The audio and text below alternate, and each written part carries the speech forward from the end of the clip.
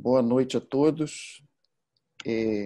Nós hoje temos o grande prazer de ter aqui conosco o professor Mauad, que é o diretor da FATESA, e ele vai nos falar sobre massas pélvicas. O webinar vai ser presidida pela doutora Fernanda Campos, que é professora da Universidade Federal do Estado do Rio de Janeiro, a Unirio.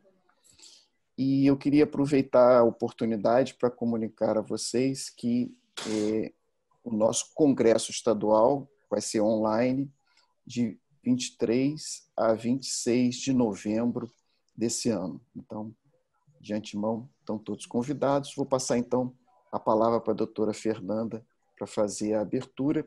Lembrando a vocês que essa webinar está sendo gravada e pedir que vocês encaminhem as perguntas pelo QIA.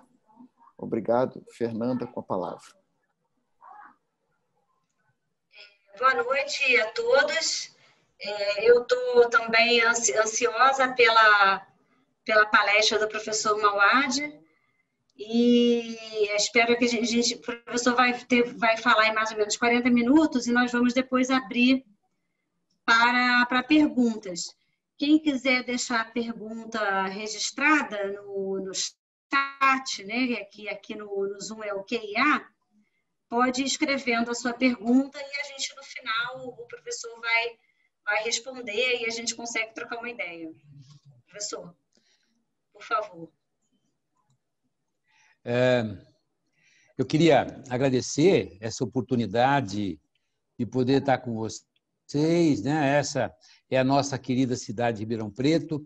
Eu quero agradecer esse convite em nome da Faculdade de Tecnologia em Saúde, em nome da Faculdade de Medicina de Ribeirão Preto, professor aposentado, em nome da Academia Latino-Americana de Ultrassonografia, em nome da vice-presidente da Sociedade Ibero-Americana de Diagnóstica Terapêutica Pré-Natal, como speaker da SWOG, como presidente Brasil da Udon School, como vice-presidente da Federada de São Paulo da Sociedade Brasileira de Ultrassom e como membro da Comissão de Ultrassonografia da FEBRASO. Eu agradecer em nome desse time. Eu fui convidado para dar uma aula sobre massas pélvicas para o clínico, certo? Então, a minha formação básica, eu sou clínico, eu sou parteiro, né? Sou formado há 51 anos e a vida inteira eu fiz clínica, como faço até hoje, mas ao longo do tempo eu comecei também a me habituar com a área de ultrassonografia. Eu queria agradecer todas essas sociedades que estão realizando esse webinar, principalmente a Sociedade do Rio de Janeiro, né? Agradecer a minha querida Fernanda Campos pela sua paciência de estar aqui com todos nós. Bom, vamos lá, Renato? Massas pélvicas é um grande dilema, certo? Por quê?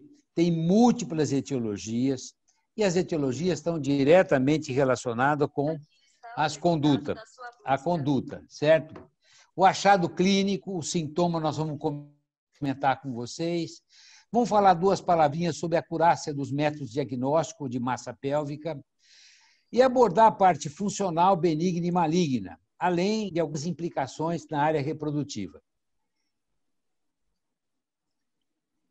A importância disso... Não, volta, por favor. A importância... Não, por favor, volta, Renato. Volta, bem. Volta. A importância... Volta. Quando eu levantar esse dedo é para voltar, esse dedo é para frente, tá? Então, vamos lá. Aí.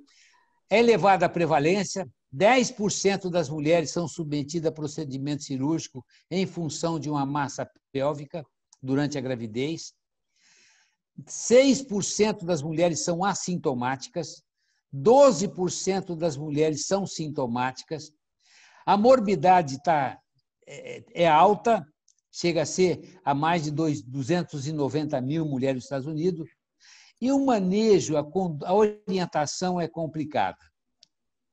Vamos lá, Renato? A próxima.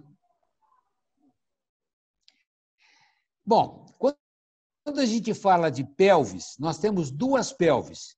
Nós temos a pelvis maior, que ela faz parte do abdômen superior, e temos a pelvis menor. Então, quando nós solicitamos a avaliação pélvica, nós estamos querendo saber a pelvis menor, ok? Por favor, a pelvis menor. E a pelvis menor, que é a pelvis verdadeira, ela contém vários sistemas. Ela tem um sistema genital, tem parte inferior do trato intestinal, tem bexiga e partes do ureteres. Então, todos esses órgãos, esses sistemas, podem ser responsáveis por uma massa pélvica. Então, é muito comum a mulher tendo uma dor pélvica ou sendo examinada, foi avaliada uma massa pélvica, geralmente passa na mão do ginecologista e ele vai pedir um diagnóstico complementar. Ok? Bom, seguinte, por favor. Então, massa pélvica pode ser de origem ginecológica, pode ser origem geniturinária, pode ser origem obstétrica, gastrointestinal e de músculo esquelético.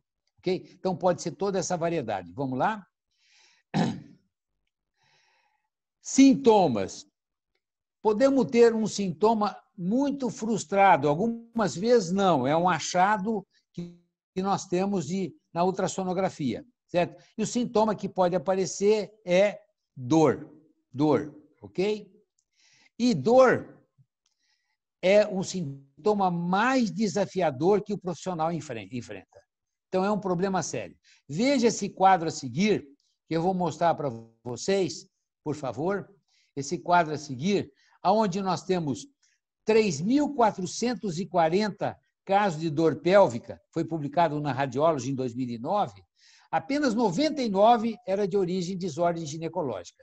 Também, veja vocês, por favor, a dor pélvica ela está associada a vários sistemas, geralmente 40% a 70% da dor pélvica ela tem outros sistemas associados. E 61% dos casos nós não encontramos um diagnóstico definitivo de causa de dor pélvica. Então, veja nesse quadro aqui do Freitas, que ele publicou em 2011, nós temos dor pélvica de músculo elétrico, geniturinário, gastrointestinal. Apenas 20% da dor pélvica ela é de origem ginecológica. Vamos lá? É de origem ginecológica, apenas 20%. Ok? Quanto ao exame clínico, ao toque, qual é a detecção? Em 1980, 1990, tinha uma sensibilidade muito variável, veja, variando de 84% até 33,7%. Até já um outro autor falando em 72%. Mas, quando começamos a usar o toque sob anestesia, começamos a sentir que havia uma sensibilidade diagnóstica menor ainda, de 50% a 15%. Por que isso acontece? Vamos lá, próximo, por favor. Veja vocês, quais são os fatores que interferem no exame, no toque ginecológico? A dor, a ansiedade do paciente, a distensão vesical, obesidade, 30% das mulheres são obesas, massas múltiplas, ou maior que 5 centímetros, e, sem dúvida nenhuma, a experiência do examinador. Hoje, esse é um dado muito importante. Então, isso torna o exame clínico com as suas limitações. Por favor, vamos lá? Então, quando temos massa pélvica, quer seja no neonata, na infância, na adolescência, na reprodutiva, na perimenopausa ou na pós-menopausa, a paciente tem sintoma ou é assintomática, tem achado clínico ou não, vai ser solicitado, por favor, ultrassonografia. Não tenha dúvida. E além de ser um grande desafio para o clínico, é um grande desafio para a pessoa que faz imagem também. Eu gostaria de mostrar um quadro para vocês, por favor, Renato, né? É um quadro a seguir, que foi publicado no Novac, que eu acho que todos nós devemos ter do lado da nossa, quando falamos de massa pélvica, entender que, quando nós temos uma neonata, quais seriam a massa pélvica provável no ciclo biológico da mulher? pode ser uma hidronefrose, pode ser um rim multidesplásico, podemos ter um nefroma mesoblástico, podemos ter um cisto funcional. A mulher no pré-púbere, ela está na adolescência, mas não teve ainda a sua puberdade, não teve a sua menarca. Devemos pensar num abscesso apendicular, podemos pensar num cisto funcional, podemos pensar num tumor de célula germinativa. Não, ela está na adolescência, ela está de 10 a 19 anos. Pensamos em cisto funcional, se ela já entrou na puberdade, ela já teve a sua menarca, não pode afastar o risco dela ter uma gravidez. Tumor dermoide ou de células germinativas, pode ser uma obstrução vaginal ou uma anomalia uterina e pode ser um tumor epitelial de ovário. Não, essa mulher está na idade reprodutiva, ela está de 20 a 40 anos. Temos que pensar aqui, a massa pélvica pode ser um cisto funcional, uma gravidez, pode ser um mioma, pode ser um tumor epitelial de ovário, certo? Mas ela está na perimenopausa, ela está no seu climatério. Nós podemos ter um mioma, pode ser um tumor epitelial de ovário e pode ser um cisto funcional de ovário também. Não, essa mulher está na sua pós-menopausa, ela está na senilidade. E quando nós temos uma massa pélvica, nós temos que pensar num tumor ovariano benigno ou maligno, um cisto funcional de ovário, uma patologia intestinal maligna ou benigna ou inflamatória, ou metástase. Esse quadro é um quadro fundamental quando se fala em massa pélvica e ao longo da vida biológica da mulher. Nós devemos estar sempre presentes. Mas eu queria que o Renato passasse o seguinte: veja, não tem um período da vida biológica da mulher que não tem cisto funcional. Nós temos cisto funcional na neonata, nós temos cisto funcional na paciente na pré-púbere, na adolescente, na paciente na idade reprodutiva, temos cisto funcional na perimenopausa e na mulher idosa. Quantas mulheres foram castradas por um cisto funcional? E aí fica a importância de exames complementares.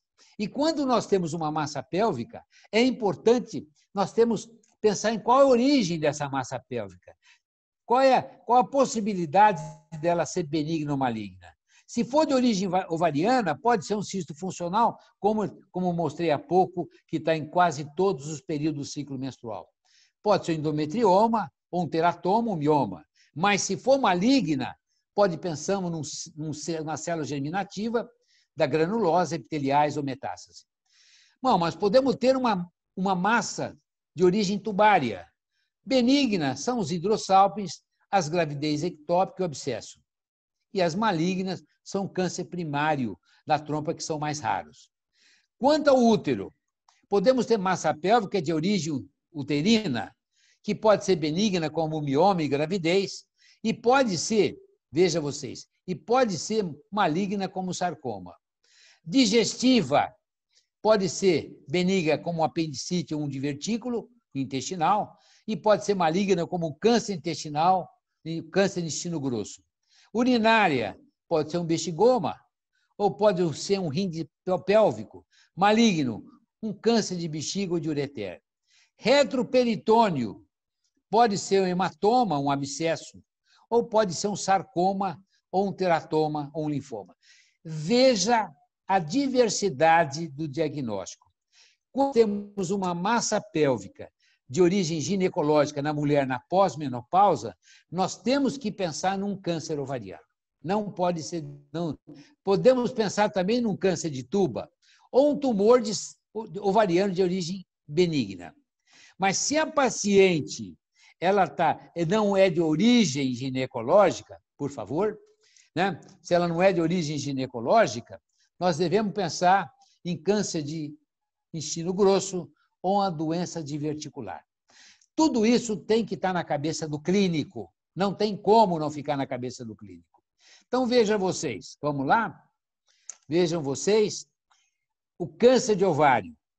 À medida que a mulher avança na sua idade, olha, nesse quadro, aumenta a prevalência do câncer de ovário. Então, a idade é fundamental. Uma mulher idosa que tem uma massa pélvica, nós temos que pensar no câncer de ovário.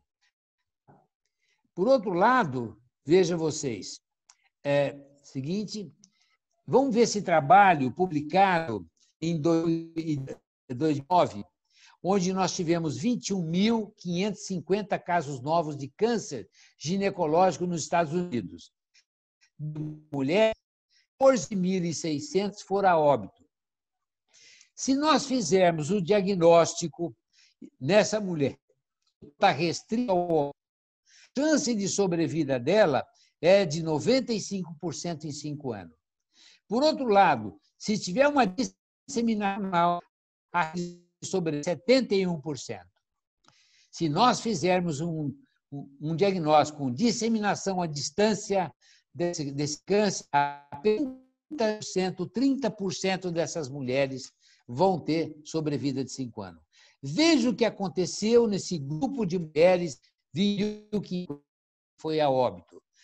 68% das mulheres, o diagnóstico foi feito com disseminação à distância. Diagnóstico não existe nenhum programa de rastreamento de câncer de ovário. Nós temos câncer de ovário tardiamente. Então, esse é um grande problema. Veja esse quadro que está apresentado para vocês. É o 7º caso de câncer mais frequente na mulher brasileira. É o 4º câncer ginecológico. No mundo, é o 7º câncer mais comum na mulher. A taxa estimada de câncer de ovário em 2016, no estado de São Paulo, foi de 7,1 para cada 100 mil mulheres. Dos cânceres ginecológicos. Veja que é um assunto importante, massa pélvica, principalmente quando existe a suspeita de idade. E como avaliar o risco de malignidade? Como nós podemos avaliar o risco de malignidade? Sempre começa pela clínica. Vamos ter alguns epidemiológicos que possam nos ajudar. Vamos ver se tem algum sintoma, se tem achados clínicos. O diagnóstico invariavelmente vai acabar caindo na ultrassonografia. Os achados morfológicos do ultrassom, a vascularização da massa, e falar 2 palavrinhas sobre os marcadores tumorais. Então, veja vocês, vamos lá, veja, quando a idade da mulher. Então, não é simplesmente entrar numa sala de exame e não perguntar para a paciente a idade. É fundamental, pacientes de massa pélvica têm que pensar num câncer ginecológico. A história reprodutiva. A mulher, ela tem uma primeira gestação tardia. Hoje, 25% das grávidas dão à luz depois de 35 anos. Houve uma postergação. Começamos a ter patologias mais frequentes. E veja que o câncer de ovário ele está mais suscetível em mulheres com gravídicas. Pequeno número de filhos. Nunca fez uso de anticoncepcional. Olha aí, anticoncepcional com uma proteção ao tempo do seu uso. História familiar. Se a mãe ou a irmã teve um câncer de ovário, o risco da mulher a ter câncer de ovário. História pessoal. A paciente teve uma história de câncer de ovário, de mama, câncer de mama, colo ou de útero, ela tem 4 vezes mais chance de ter um câncer de ovário. Nunca esqueçam da história clínica. Por isso que quando o Renato me pediu de massa pélvica para o clínico, nós não podemos esquecer de a história clínica nos induzir a possibilidade da massa pélvica. Todos pedem CA-125. CA-125 não tem um papel de rastreador diagnóstico. O CA-125 é solicitado quando nós temos uma suspeita de uma massa pélvica e fazemos uma proposta terapêutica e, se houver uma diminuição, é um marcador importante que nós estamos no caminho certo da nossa orientação de conduta. Certo? O CA-25 aumenta. Apenas 20% das mulheres com câncer de ovário. Então, é um marcador que não é para rastrear, é um marcador que é importante das mulheres com câncer de ovário. ok? Vejam esse próximo quadro, massas pélvicas, achado clínico. Indica a ultrassonografia sempre indica ultrassonografia, né? Por que nós solicitamos ultrassonografia? Tentar afastar a malignidade com o objetivo de modificar essas altas taxas de mortalidade do câncer de ovário, que não apresentou redução nos últimos 60 anos. Então, esse é um dado importante. O que nós precisamos, não esqueça do nome. Veja, não tem mulher que não tem cisto de ovário, e são cistos funcionais. Tanto em querer uma cirurgia, porque hoje o ginecologista, quando ele recebe a paciente, ele fala o que eu cirurgia tem cuidado. E aí temos que começar a pensar com muita clareza no quê? Em como nós vamos fazer o diagnóstico. E vem a sonografia que vai nos ajudar. Por favor, o seguinte, por favor, slide. Veja vocês. O seguinte slide, Renato. Tem uma imagem muito plástica. Tem uma imagem maravilhosa, certo? É um cisto unilocular, cisto unilocular com componente sólido. Vocês vão ver um cisto multilocular com muita clareza. Um tumor só. Quando temos uma renderização como 3D, veja essa imagem que vocês estão vendo. É uma verdadeira macroscopia da massa pélvica. Vocês, isso é um dado extremamente importante. Seguinte, por favor, veja, quando nós usamos o 3D, os recursos de renderização cada vez mais são maiores, ok? Bom, quais são os métodos que nós usamos para diagnóstico por imagem? O mais provável, o mais solicitado é a ultrassonografia. Veja, a sensibilidade do ultrassom vaginal chega a 91%, com uma alta especificidade, chegando a 81%. O pernuda é um componente que nós temos à nossa disposição. É muito comum vocês verem uma massa pélvica com algum componente sólido, se aquilo é um coágulo ou se aquilo é uma massa sólida, e utilizar o Doppler para afastar a possibilidade de uma massa é fundamental. Tomografia e ressonância são exames que podem complementar, mas são onerosos. O CAR sempre está disponível para todos. PET-CT é muito maior ainda. Quando nós temos a paciente com câncer de ovário, a solicitação do PET-CT é importante. Sim, que eu já acabei de dar para vocês qual é o poder de rastrear câncer de ovário. Então, eu gostaria de dar duas palavrinhas, apesar que eu estou falando massa pélvica para o clínico, de começarmos clinicizar, quando cita a ultrassonografia, que dê para eles informações mais precisas. É necessário que o clínico associado ao clínico ultrassonografista começa a ter uma linguagem, um consenso de como abordar a massa pélvica. Para esse negócio de massa complexa, massa horrorosamente feia, isso tem que acabar com essa subjetividade. Nós temos que pensar um sistema que ele pode nos ajudar a definir a massa pélvica, não só implicar, bem induzir se essa massa pélvica é benigna ou maligna.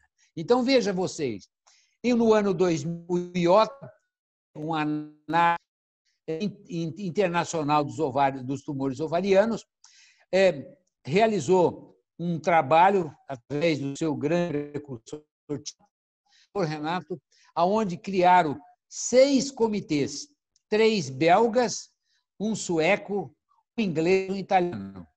E o que eles mandaram 1.066 pacientes com tumor anexial e eles tinham que fazer o laudar de acordo com a seguinte situação. Passo o seguinte, por favor. Veja, passo o seguinte, eu tenho um cisto unilocular, vou ao laudo, é um cisto unilocular, é um cisto unilocular sólido, é um cisto multilocular, é um cisto sólido ou não classificado. Veja que a ISOOG, que recomenda a IOTA, foi criado no ano 2000. Ele tem 20 anos de ser publicado. Ela tem uma facilidade para que o ultrassonografista, o clínico, possa entender a imagem que ele está recebendo. É um cisto unilocular, é unilocular sólido, multilocular sólido, sólido não classificado. E mais interessante, por favor, seguinte. É um cisto unilocular. Aqui nós temos um cisto unilocular com componente sólido. Vejam vocês que colocam sempre mostrar que essa área não é um coágulo, é uma massa sólida. Esse é o papel do Doppler na iota. Aqui eu tenho uma massa multilocular com componente sólido.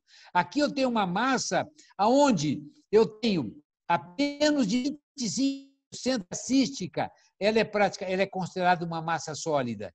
E aqui eu tenho uma massa que não pode ser definida. Ela tem sobra.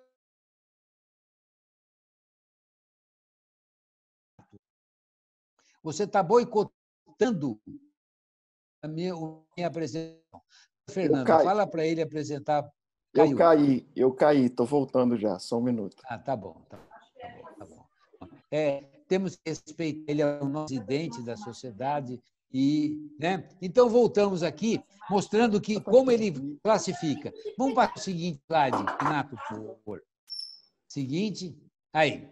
Então, veja, quanto ao Doppler, tem fluxo ou não tem fluxo?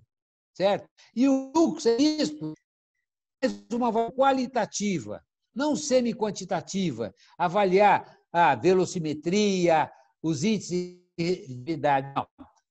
Fluxo é sólido. Não tem fluxo, não é sólido. Certo? Então, esse é o papel. Quando é fluxo mínimo moderado, essa é uma classificação muito complicada. Tem. Seguinte, por favor. Vamos lá, Renato?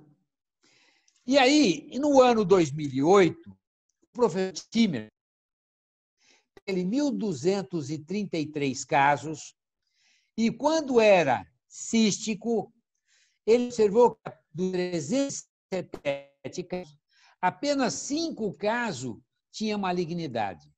Quando era uma área cística com componente sólido, teve 43 casos, 44 casos era maligno, 37%. Quando era multilocular, dos 213 casos, ele tinha o quê? 20 casos maligno, 10%. Quando ele vamos lá, Renato, quando era componente sólido, dos 323 casos, 116 era maligno, 43%.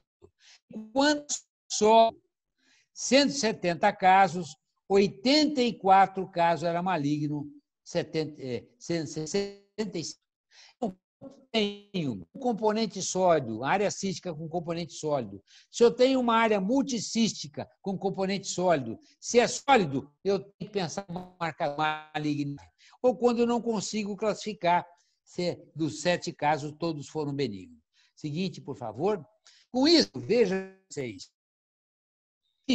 O IOTA criar a regra simples, aonde qualquer clínico ultrassonografista vai entender. A regra simples é quando eu tenho o que seria benigno, o que poderia predizer um tumor benigno. Eu tenho cisto ocular ou presença de um componente sólido com maior diâmetro menor que 7 milímetros, presença de sombra acústica com hematomas, cisto multilocular regular menor que 10 centímetros e não tem fluxo. Quando tiver esses marcadores, eu posso predizer que essa massa é benigna.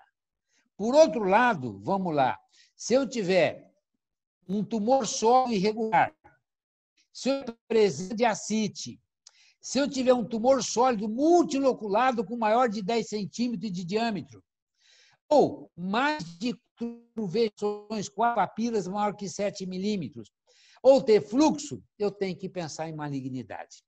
Com isso, vou lá para o seguinte, regra 6. Simplifica a forma de eu dar o diagnóstico. É um cisto unilocular, é um cisto multilocular, um cisto ocular sólido, é um cisto multilocular sólido, é sólido ou não classificado. E se ele tiver esse marcador unilocular, componente menor que 7, sombra acústica, tumor regular menor que 10, ausência de fluxo, eu falo, esses são marcadores de benidade.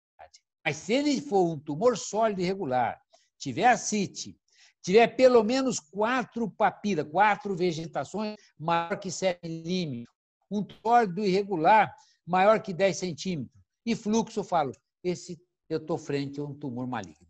Então, isso é regra simples. Todos podemos. Então, veja, como nós devemos reportar o nosso laudo frente à regra simples do IOTA? Avaliação pela descrição de risco de imunidade.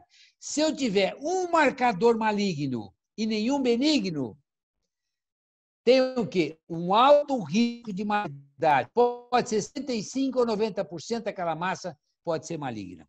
Se eu tiver pelo menos um benigno e nenhum maligno, baixo de malignidade, pode ser de 1 a 5% malignidade. E se eu tiver benigno e maligno, é um risco intermediário. Pode chegar a 25%, 50%. Regra simples, certo? Aonde todo o clínico deve solicitar. Hoje, nós temos aplicativo do IOTA, aonde esse aplicativo eu posso entrar na internet e tentar uma avaliação. Vocês, o aplicativo, solicitam o tumor classificado pelo IOTA. E se ele dizer dignidade, mostrando para vocês, veja, em 2006, mandaram vários tumores para tentar ver qual a reprodutibilidade do IOTA. 8% do pessoal não conseguiu dar o mesmo resultado. Veja que tem reprodutibilidade. Esse é o outro trabalho mostrando que 12% conseguiu falar a mesma linguagem, mostrando que 88% deram o mesmo diagnóstico, multilocular, loculado. Isso o clínico deve ter conhecimento. Não é só o ultrassonografista. Ele tem que saber que quando ele recebe o relado, ele tem que saber. E esse mostrando 86% a 89% das pessoas usando a regra simples têm reprodutibilidade na informação. Então, é tudo reprodutível, certo? E como eu devo conduzir massa anexial? Como eu devo fazer? Em 2010, lá, por favor, estou mostrando aqui várias imagens, certo? Em 2010, vamos ao seguinte slide, eu publiquei no livro, junto com o Demar, com o livro de guias práticos, onde eu falava, quando eu tiver um tumor pélvico, eu tenho que fazer uma boa avaliação clínica. A história clínica nunca é tratado. Por isso que esse tema não pode ser falado só a nível de ultrassonografista, o clínico, porque é o clínico que vai solicitar, o clínico que vai interpretar aquilo. Nós não podemos chegar e jogar as imagens fora. Nós temos que começar a entender o que nós estamos recebendo. Fazemos ultrassom final. Se institucional, repetir dentro de 8 semanas. Se regrediu o cisto, é benigno. Se, por outro lado, suspeito de não regrediu, ou se é um tumor benigno, vai para a videolaparoscopia. E aí, faz a congelação. A congelação mostra tumor benigno, resolva. A congelação mostra que é um tumor maligno, vai para a laparotomia. Se eu achar no meu exame suspeito um tumor maligno, eu já vou para a laparotomia direto. Certo? Por quê? Porque eu tenho que resolver. É uma panesterectomia, uma omentectomia, eu tenho que... Veja o seguinte slide que eu vou mostrar para vocês. Por favor, Renato. Veja, esse é um trabalho publicado na revista Câncer. E qual é a saída da paciente conforme o cirurgião que está operando a paciente? Se Se quem opera essa paciente é um cirurgião geral, a sobrevida de 5 dela está representado aqui em verde. Mas se essa mulher é operada por um ginecologista, melhora a sobrevida de 5 anos. É dada por um oncologista ginecológico, ela vai ter uma sobrevida muito maior. Então, tem que encaminhar para o médico certo. O diagnóstico é feito no clínico e é feito com a ultrassonografia, e nós encaminhamos. Outro trabalho importante foi com relação ao hospital encaminhar essa paciente. Se nós encaminharmos essa paciente para um hospital geral, um hospital que não tem, não está pagado de plantão, né? Eu vejo uma massa pélvica, eu tiro um fragmento, eu preciso da congelação de imediato, certo? Veja, o hospital geral se for naquele hospital especializado que tem o plantonista, tem o patologista, eu melhoro a sobrevida dessa paciente. Isso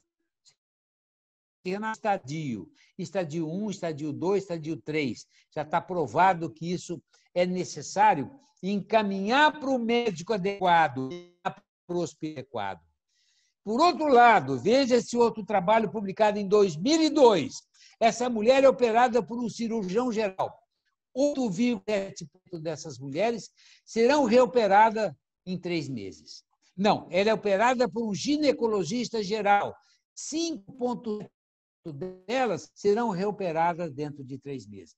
Mas se ela é operada por um ginecologista, oncologista, só 0,4% serão reoperadas em 3 meses. Então, veja, aquele clínico que está fazendo o trabalho, ele encaminhou, tem que ir noção daquilo que ele está vendo. Se é uma massa maligna, tem que encaminhar. O cirurgião tem que ser uma pessoa preparada, o hospital tem que estar preparado para isso. Eu disse a vocês que não existe programa de rastreamento de câncer de ovário. É o 7º câncer no mundo inteiro, é o 4º câncer da mulher. Só que, veja, o ultrassom foi desenvolvido na Europa. Nesse editorial do Obstetric College, 16 anos atrás, a professora Bini Serraf, de Harvard, seguinte, vocês vão ver a carinha dela, certo? Agora ele veio um pouco, é simpática. Ela falou no editorial sobre o futuro da ultrassonografia. Não vai ter uma mulher que for fazer seu check-up ginecológico que não vai ser submetida a um ultrassom endovaginal. Todas vão fazer. Se todas vão fazer, vocês, é necessário que nós tenhamos uma norma para conduzir a massa pélvica, certo? Então, aquele histograma que eu publiquei em 2010, o que eu acrescentaria? Seguinte, Renato, avaliação, vamos lá, seguinte, sempre fazer avaliação ultrassonográfica. Seguinte, Renato, você esqueceu de mim, por favor? Renato, vamos lá. A avaliação ultrassonográfica é seguir a recomendação do IOTA.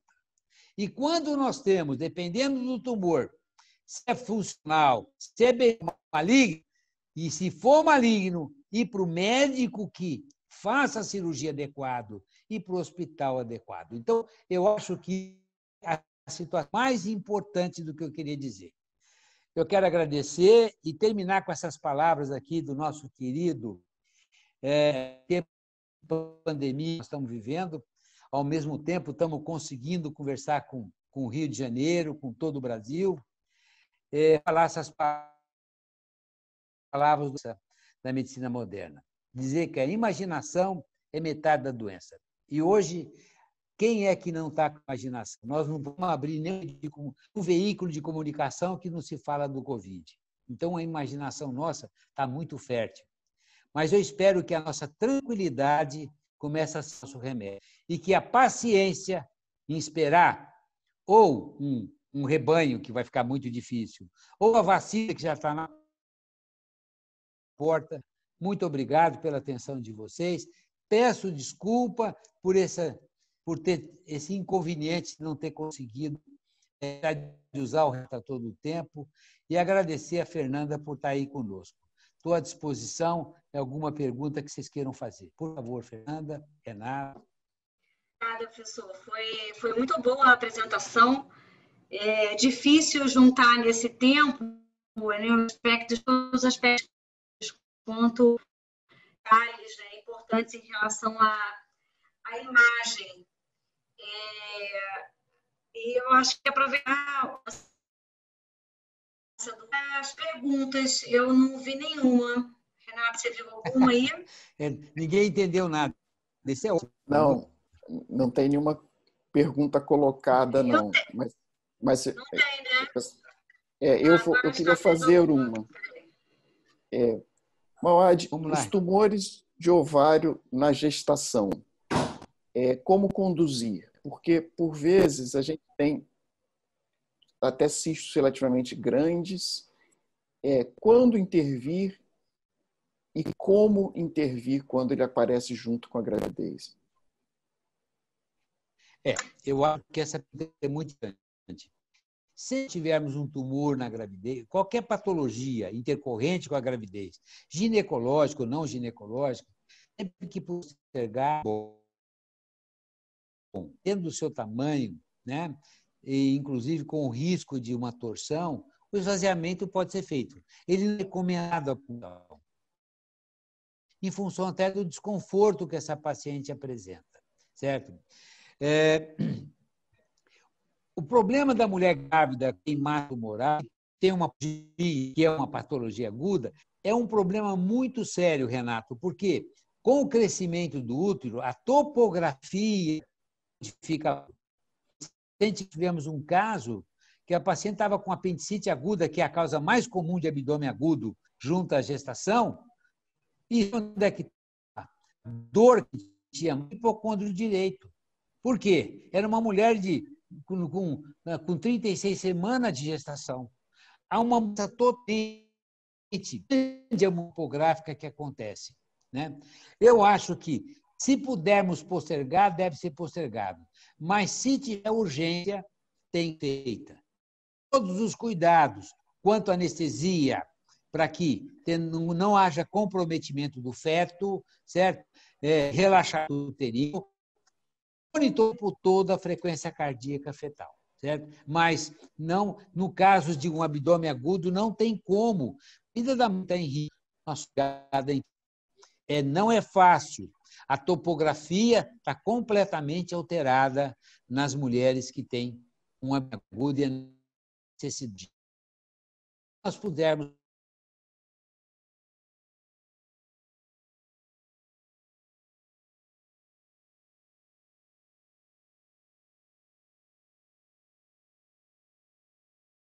do marcador do HE4, do CA125, você vai ter o valor dos portadores de massas pélvicas. Veja só, o algoritmo, como eu estava falando, massa pélvica para o clínico, e como eu tenho hoje um grande número de colegas que passaram comigo aprendendo ultrassom, né? Eu quis fortalecer, em termos clínicos, a regra simples, né? Agora, não há dúvida que os algoritmos, o aplicativo é fundamental. Só que tem que ter CA125, informação do valor do CA125, tem que ter, depende da máquina, depende do local que é feito, alguns requisitos. O que eu tenho visto, Fernanda, é que ninguém usa nem a regra simples. E muito menos o colega que pede exame não sabe nem solicitar e nem interpretar. O que eu quis reforçar, porque é uma aula massa pélvica para o clínico, eu não ia entrar na área da ultrassonografia. Não há dúvida que o algoritmo é fantástico, mas eu tentei simplificar e até mostrar para o clínico que ele pode solicitar dentro de um relatório muito mais simples, inclusive, no final do relatório, como tem um marcador maligno, o ultrassonografia, essa massa, de acordo com o IOTA, essa massa pélvica pode predizer neoplasia maligna. Ele pode dizer isso. Ele não está usando a sua experiência, ele está usando a experiência internacional. Então, o que eu quis, não tenha dúvida, eu uso o algoritmo aqui, só que eu não usei para falar do algoritmo, porque quis mostrar que clínico, ele tem que saber como pedir os exames. Eu quero que ele, quando ele receber um laudo dizendo complexa, por favor, procura uma pessoa que comece a falar uma linguagem que ele comece a entender. E o que eu mostro para vocês é que não é tão complicado, Fernanda, de jeito nenhum. A regra simples é simples. Todos nós temos facilidade de fazer. Agora, eu sou um ultrasonografista, eu faço a imagem, eu tenho que usar o algoritmo, não tenha dúvida. Ele tem muito mais, ele te dá uma sensibilidade muito maior do que a regra simples. Mas eu não tenho dúvida. Quis passar a mensagem é para o clínico e para aquele ultrassonografista que está fazendo o seu consultório que não tem usado o algoritmo. Eu falo isso, Fernanda, desculpa. Eu falo isso, querida, porque passaram comigo 30 mil colegas fazendo ultrassom. 38 mil eram ginecologistas. Então, eu conheço a formação deles, certo? Eu acho que aquela pessoa que está se dedicando ao ultrassom tem que fazer o algoritmo, tem que fazer o aplicativo, sem dúvida. Mas aquela pessoa que está começando a fazer é obrigada a usar um critério. E eu estou reforçando, porque eu tiro essa apresentação, que não são ultrassonografistas, para dizer como ele deve solicitar e como ele deve ter a resposta de quando ele vê uma massa pélvica. A regra é simples, não precisa de complicar muito. Com certeza, professor. E um cisto com cego único, essa é uma outra pergunta aqui. Entra na classificação como uniloculado ou multiloculado?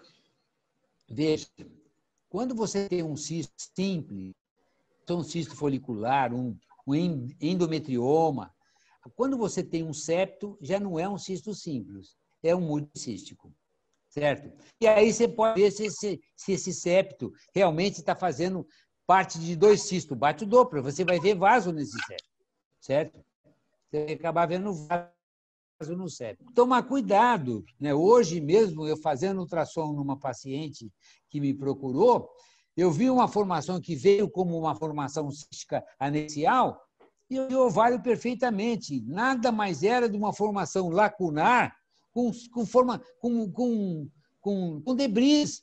E tinha, inclusive, um céu, mas era do que o hidrossalpingo. Então, tem que fazer uma avaliação. Não é porque eu vi aquilo já... Não. Faça com cuidado. Ultrassom, eu digo sempre, não é cosmetria. Ultrassom é procedimento médico. Certo? Infelizmente, nós não sabemos o número de processos médicos em função da ultrassonografia, porque o CRM, a AMB, o Conselho Federal de Medicina só reconhece os erros médicos em cima de especialidade, sonografia de atuação. Então, tem muitos erros em ginecologia e obstetrícia, que é pela ultrassonografia, mas aparece em ginecologia. Da vascular. Então, só que hoje se pede mais ultrassom do que exame de hemograma. E muitas pessoas não estão preparadas para fazer exame. Então, são coisas complicadas, mas tem que tomar cuidado. Hoje mesmo eu recebi no meu consultório, eu fiz o exame, o paciente veio com história de cisto anexial de 1 centímetro. Na verdade, ela tinha um cisto ovariano de 5 centímetros, mas o que ela tinha era um hidrossalpingo. O que eu acho interessante comentar sobre isso, professor, aqui, realmente, quando a gente lê, inclusive agora, eu acho que o pessoal mais jovem tendo mais acesso ao IOTA, tendo dentro dos cursos de residência médica, né, e nos cursos que eles têm feito, e parece que é fácil.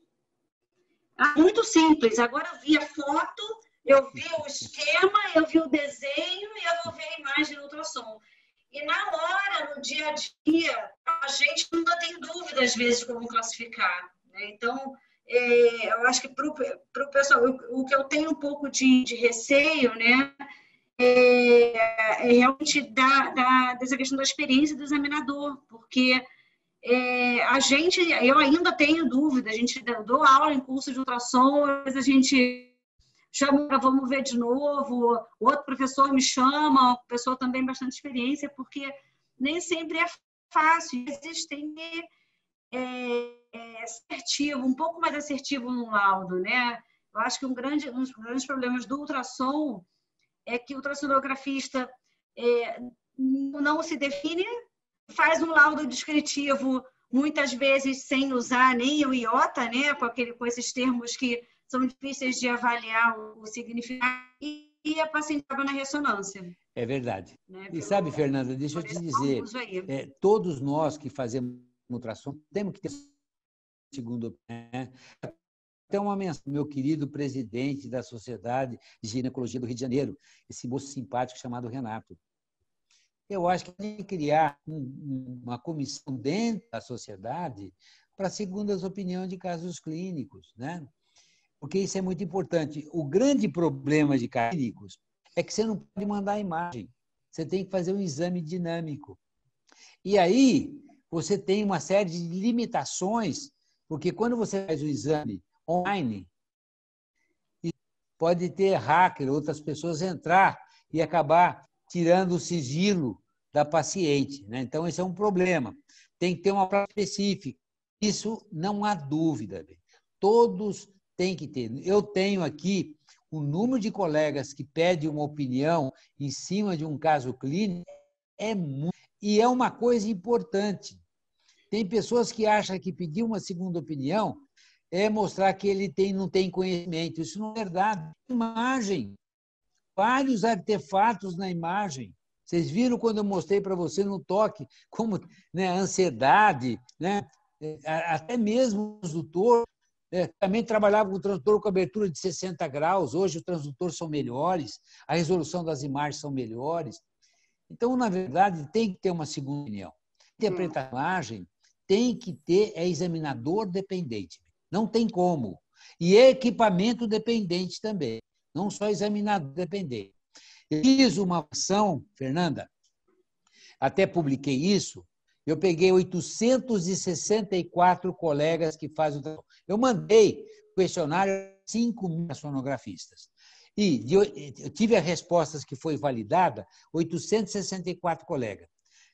40% do pessoal que está dos 864 não tem mais que 300 horas de formação, curso de conhecimento.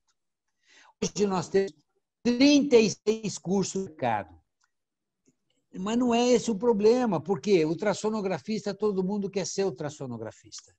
Porque o mercado, né, temos 80 ultrassonografistas no mercado, temos 40.000 máquinas no mercado. Quantas máquinas era para ter? 80.000. O Ministério da Saúde emenda 4 para 100 habitantes. Nós temos 200 milhões, é para ter 80.000 máquinas. E uma média de 2 médicos por aparelho, 160.000, nós temos 80. Então, é um mercado carente. Então, a pessoa procura isso, e eu vejo isso no pessoal que começa a fazer os cursos comigo. 40% vê para ver se vai fazer alguma coisa para ganhar mais. Não pelo prazer de fazer ultrassom, e acaba ganhando. Ele começa a clínica, imagem.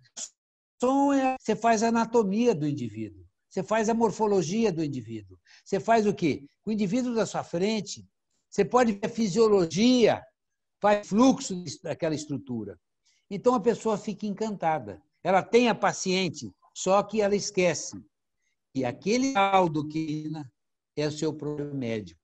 E hoje, eu fiz um levantamento, em 12 anos, o Supremo Tribunal Federal aumentou em 1.600% o número de processos médicos por erro médico. E as coisas são sérias. E o ultrassom é cosmetria, o ultrassom é procedimento médico. E eles vão processar não a imagem que você mandou, eles vão te processar naquilo que você assinou, que você firmou. Professor Mauad? Mais uma... Vai. Oi? Não, dentro disso que o senhor estava colocando, tem aí uma pergunta do professor Lasmar do que eu. Sobre a questão de aderências e o tumor de tuba como um fator para dificultar a ultrassonografia. E ele fala ainda sobre os marcadores tumorais, sendo que não são pró-diagnósticos, sim para acompanhamento. que existe, obviamente, exageros nesses pedidos? Primeiro, só Ricardo, uma pessoa que eu estudei muito nos trabalhos que ele publicou. Eu tenho um respeito muito grande por ele, e até hoje eu falo, até falei realmente com ele, porque naquela época eu estava fazendo a esterosonografia e ele fazia na esteroscopia, pelo o tamanho do tumor, se era intramural ou não, o ângulo que fazia dentro da mucosa. E eu falava, olha, Ricardo, acho que a esterossono vai te dar muito mais informação, até para saber quanto tumor intramural. Então, olha, a pergunta é uma pergunta muito importante. O caso que eu recebi hoje, de uma colega que me encaminhou uma paciente com uma massa cílica, ela foi de 8 centímetros de diâmetro. Na verdade, 8, 9 centímetros não era massa de ovário. Você dá para ver o ovário, você tem que aproveitar fazer manobras para conseguir ver o ovário. Em 40% você acaba não vendo o ovário porque está no meio de alça, certo? Menopausada, a coisa é mais complicada ainda. Mas essa paciente não era menopausada. E a manobra bimanual me permitiu mostrar que aquela massa não era ovário. Aquela massa, uma massa lacunar com debris, tinha inclusive septo, típica de um hidrossalpingo. E na manipulação eu acabei vendo o ovário dela que não tinha nada, tinha um cistozinho de 3, 4 centímetros. Então, esse é um problema. Quanto ao problema do CA-125, eu acabei para você também que eles pedem demais, é exagerado. Na verdade, o CA-125 ele tem mais uma orientação em conduta e não para rastrear a presença de tumor. Tem mais uma pergunta aqui, professor, sobre o papel da ressonância. Se, afinal, em que a gente deve solicitar, complementar a ultrassom, como que o senhor conduz isso? Olha, a ressonância pélvica deve ter lembrado naqueles casos que nós temos dúvida. Por exemplo, você tem um mioma, isso é o que era foi feito, como viram um material dentro da cavidade, fizeram uma curetagem. E aí, uma um bloqueio de alça. Eu solicitei, eu vi o exame, eu fiquei muito impressionado. Não dava para entender uma oração. Quando eu via uma imagem toda ela vesiculada no fundo do útero, com alça tamponando. Eu tinha visto um mioma vesicular subseroso, que houve um processo degenerativo, Fernanda. Né? Eu até falei, será que não é um mioma subseroso? O mioma subseroso, né? E essa paciente eu pedi uma ressonância pélvica. Tem que pedir a ressonância pélvica, certo? Só que é uma questão que é onera, certo? Aí, no exame, também não foi muito esclarecedor. Só a paciente apresentava cirurgia. E parece que era um mioma submucoso, subvesiculado. Então, veja como é a coisa. Dá cada tomografia, ressonância pélvica, ajuda sim. E o MUSA recomenda, quando você tiver um útero grande, 4, 5 precisa falar uma ressonância pélvica. Também naqueles casos, aí falando um pouco do miométrio, né, que a gente não define, né, o nódulo, né, quando ele não é bem definido como mioma, não tem o padrão vascular do mioma que a gente sabe, né, tem situações também que pode ajudar, porque nem sempre é benigno, né, professor? Não, exatamente. Nós temos o POG, né? Foi em maio do ano passado, em 2019, foi lá em São Paulo. E eu fiquei responsável por falar do poder diferenciar do sarcoma. E, por sorte, assistia à nossa apresentação o professor Alcazar. Um doutor do MUSA, do IETA, do IOTA, né? E nós convidamos para que ele desse a opinião dele.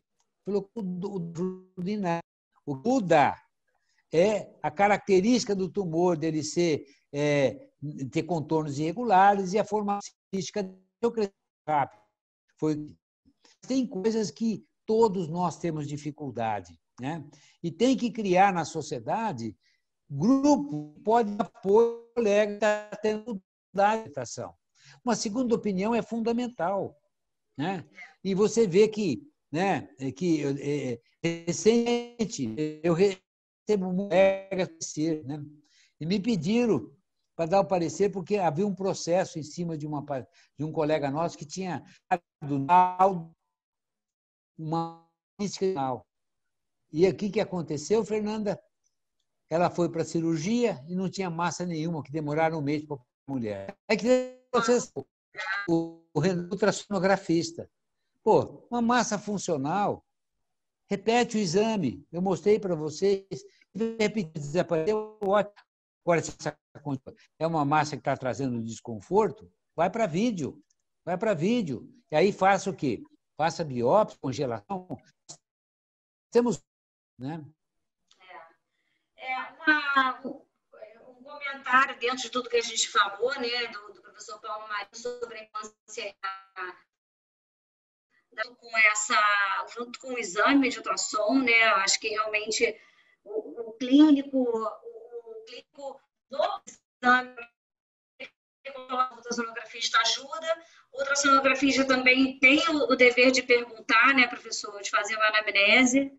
E tem pergunta do Paulo também. Opa! Sobre, eu acho que pode ser a nossa última pergunta, né? Se a gente deve começar o exame de ultrassom com a bexiga cheia, ou se a gente está liberado para começar no canal. É o Zé Roberto que está falando? Quem que perguntou? Zé Paulo. O Zé Paulo. Zé Paulo. Zé Paulo, veja bem, a recomendação da a IOTA é sempre fazer com a bexiga vazia, né? Porque se faz com a bexiga cheia, você pode deslocar esse dificultar de mais informações.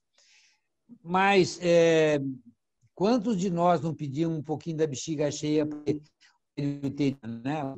O Renato quer ver a artéria uterina? Põe a bexiga para ver o que é colo, o que é útero, e você vê perfeitamente o local de inserção uterina. Eu acho que prefiro bexiga vazia, que é o recomendável. Certo?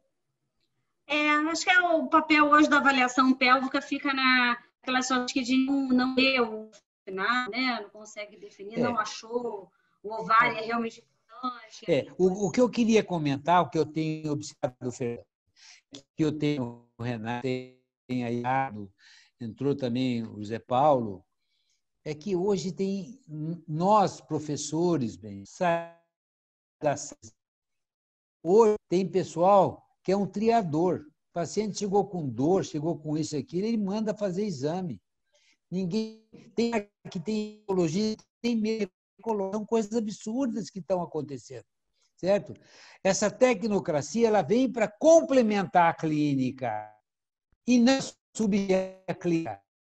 Quando o Renato pediu para mim massa pélvica para o clínico, eu fortaleci o clínico, mas eu falei para ele, quando você pedir que você vai pedir, e para quem você vai pedir? Esse é importante, porque as coisas não têm sido. Olha que moça linda do lado do Renato. Está bem feio, o jeito tem uma menina bonita. Mas é importantíssimo, porque tem muita gente que não está sabendo, acaba dando o diagnóstico errado. E o paciente tem dor pélvica. Hoje, eu recebi uma paciente, eu até fotografando a aula, paciente complexa, cirurgia marcada. Chegou aqui, eu bati um Doppler, era congestão pélvica. Mas eu não pedi o Doppler, porque quando pede Doppler me paga 20% a mais. Bom, e a ética médica? Nós temos que usar todo o recurso para dar melhor informação. Fernanda, que eu tenho a paciente do meu lado, ela é minha paciente. Eu estou tranquilo de fazer pergunta, de poder diagnóstico. Sem a clínica, nós não podemos fazer um bom diagnóstico ecográfico. O ultrassom é um híbrido com o clínico. Como? Nós temos diagnóstico de imagem. Nós somos médicos. Nós temos que dar diagnóstico de doença. E para a doença tem que saber por que ela quer fazer isso.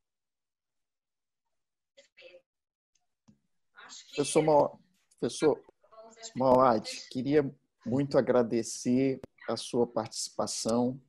Vou passar, então, aí para as suas considerações finais e depois a gente passar para a Fernanda para fazer, então, o encerramento da nossa sessão. Uma grande honra para nós recebê-lo aqui na nossa webinar. Primeiro, eu queria me desculpar por aconteceu, né? Mas o Renato senhor, eu não sei o que aconteceu, acho que a minha internet teve problema. Eu estou na minha casa, não estou no meu consultório.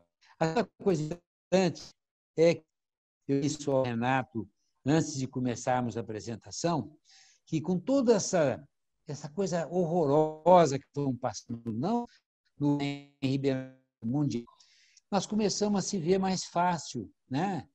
Eu estou vendo a Fernanda, há quanto tempo que eu não a via, a Fernanda, ela está cada vez mais bonita. Renato, nós começamos a ter contato, podemos trocar experiência. Eu tenho assistido as suas webinars, as lives, todas, e esse é um trabalho importante. A Sociedade de Ginecologia, como todas as outras que estão participando junto com você, não trabalho fantástico. Veja, em meia hora você dá uma notícia, você dá uma informação e você fica à disposição de alguma dúvida. E você tem dúvida. Muitas que nós agora não vão ser verdade amanhã. Essas coisas mudam. Pô, Ió teve 10 anos, 20 anos, 30 anos, e as coisas vão mudando de um vertente muito grande, né? E nós temos que aprender, mas nunca esqueça do exame clínico. Não esqueça do exame clínico, né? Eu acho que a ferramenta tecnológica que nós adquirimos, ela vem para ajudar o clínico e para substituir. Jamais, certo? Então, eu quero cumprimentá-lo mais uma vez por essa oportunidade que você está dando. E eu sempre... do meu time aqui, eu tenho um time muito grande, você sabe disso. Todos estão à sua disposição, né? Obrigado por permitido para me dar essa conversa com vocês. Eu também aqui sobre essa realmente uma ferramenta que a gente